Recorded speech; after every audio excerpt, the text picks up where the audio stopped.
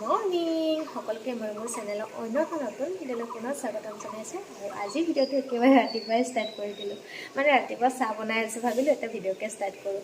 তো এয়া চাহ উতলিয়ে আছে, তো চাহ খাবলৈ মাতোঁ আৰু লগতে ভিডিঅ'টোও ষ্টাৰ্ট কৰিছোঁ। সকলোকে মাতোঁ আৰু এতিয়া দেউতা মা চবকে।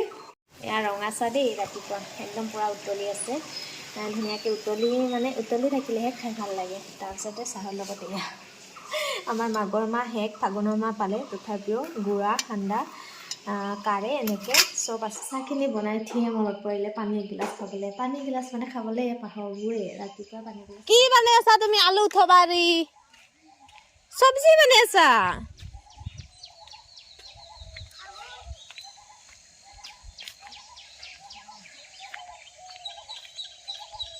আলু উঠাই আছে, আলু আমাৰ পানীলাও চাওক, পানীলাও নষ্ট হৈ গৈছে। এনেই বান্দাৰে নষ্ট কৰে, তাতে আৰু গাছ দিলে নষ্ট। বা আমাৰ পানীলাওটো চাচোন কি পেটলা, কিয় নানিছি পানীলাও মহা। এই শাক চাওকচোন উখাৰ, মানে পানী নাই না। এই কিন্তু ধুনীয়া হৈ আছে, এইবিলাক ধুনীয়া হৈ আছে। কিমান উঠলি আলু? হে এবাৰ তো ডাঙৰ আলু নাই মা, হ'লে ইয়া বন্ধাকবি ইফালে ওলকবি আছে। ওলকবিখিনি বেয়া হ'ল নাকি? আমাৰ গোসানীও আলু তুলি আছে। মা গান ধ বন্ধাকবি কি বন্ধাকবি নহয়, বন্ধাকবি। কি কবি? বন্ধাকবি। এবাৰ পিছে খেতি ভাল নহয়, বৰষুণ নাই, তেতিয়া কাটিব লাগে। লাভটো মাতটো ভাত, জলকীয়া কবি আলু ভাজি, ডিম অলপ আছিলে।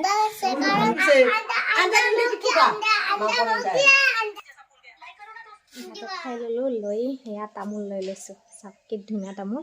এতিয়া তামোলখন খাই লৈ এইবাৰ যাম পুখুৰীত। মা দেউতা গোসানী গ'ল মাছ মাৰিবলৈ, এতিয়া ময়ো যাই আছোঁ। তামোলখন খাই ইমান টেষ্টি লাগিছে। পিছে কমকৈ খাইছোঁ বহুত দিন পিছত। তামোল সিমান প্ৰিয় নহয়, কিন্তু কেতিয়াবা খালে মানে ভাল লাগে আৰু। এনেকৈ মায়ে কাটি চাটি দিছে, থৈ দিছিলে আৰু মই খাই লৈ আহি আছোঁ। পিছে আজি ৰ'দ দি আছে, পুখুৰী পাৰতো একদম চাই নাই। আৰম্ভ কৰা হোৱাই নাই, মই আহিয়ে পালোঁ। গোসানী দুজনী বহি চাই আছে, দেউতাই জাল মাৰিব। পালি না মা? কি হ'ল? মোক চাটা নালগে কলিজা, গৰম মোক চাটা নালগে দে। চাওঁ দিদি ক'ত আমাৰ? অ দিদি লুকে আছিলে দিদি। জানটো ক'তে আমাৰ?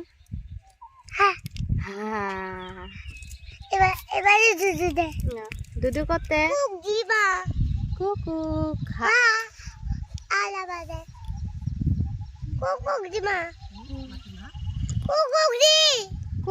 নাযাবা যা।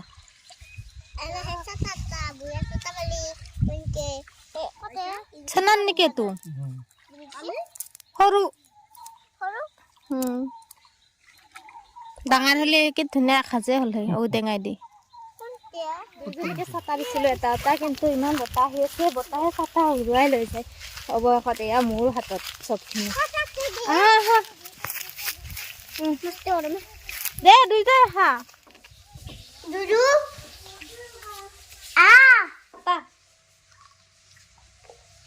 মাতা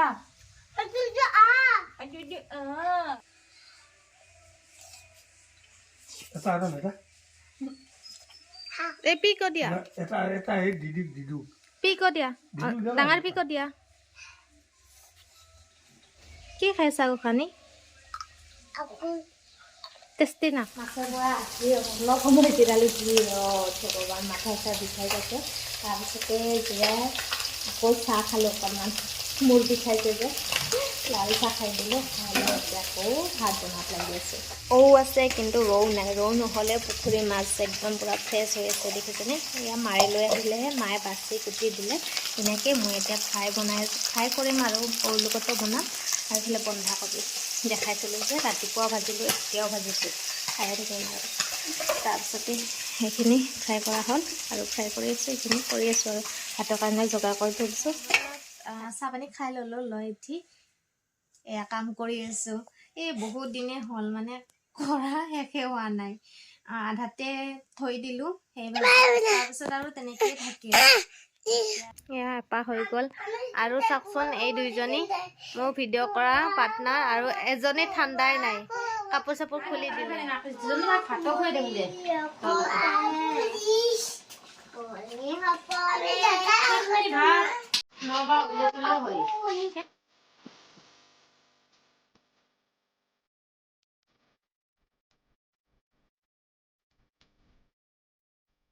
তিল গাহৰি, কয়লাৰ আলুৰ লগত চাটনি আৰু ইফালে বন্ধাকবি ভাজি, ভাত একদম মানে খিচিৰ মিচিৰ হৈ গৈছে আৰু দুপৰীয়াৰ ঔটেঙাৰ আঞ্জা আছিলে, মাৰ খোৱা হৈ গ'ল, দেউতা খাই আছে আৰু ইফালে দুষ্ট দুজনীক চাওক, ঠাণ্ডা বোলা বস্তু মানে একেবাৰে গাতে নাই, এতিয়া এনেকৈ খেলি আছে খাই লৈ দুইজনীয়ে আৰু ইফালে বাই মোবাইল পিটিকাত লাগি গৈছে আৰু এজনী মই খাবলৈ বহিব লৈছোঁ আৰু ভিডিঅ'টো আছিল ইমানেই। Bye bye.